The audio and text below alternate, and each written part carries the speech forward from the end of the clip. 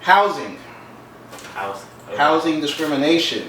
Yes. A new report from Redfin, only 44% of black families own their homes as of the first quarter of 2020 compared to 73.7% of white households. But in DC, it's good news in DC because, black people. But in DC was the only city in the country where a majority of black households were homeowners, where a house ownership rate of 51%. So that's good. Also in the article it said about the decline of black ownership since 2012 is a reflection of the impact of the Great Recession, in 2018, 2008, during the housing crisis. Black households faced foreclosure at twice the rate of their white neighbor. So largely because black families were targeted with subprime loans, aka nigga loans.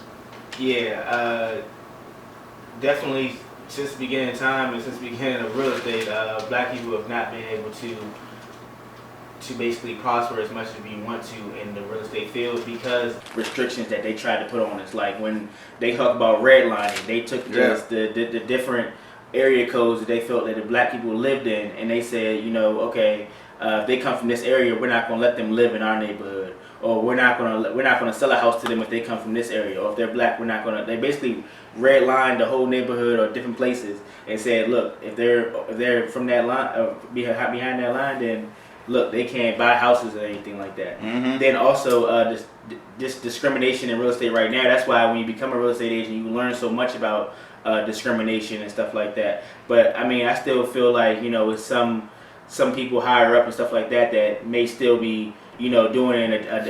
I feel like when we change laws, sometimes I just feel like our opposite tries to just try to find different ways to do it, even more sneakier, even more crazier, or might not even enforce it. Yeah, just like I heard about Larry Hogan, like our own governor.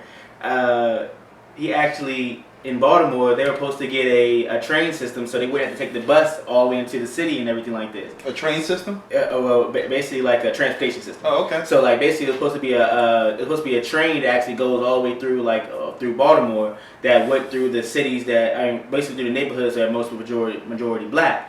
But I heard that he actually said he actually stopped that whole transition from that. So which means that it was harder for people of color to get to work in the different areas.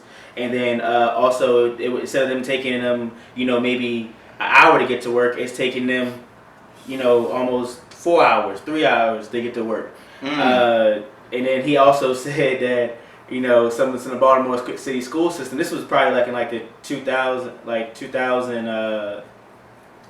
earlier in the 2000s, like 2010s, 2013, just like that.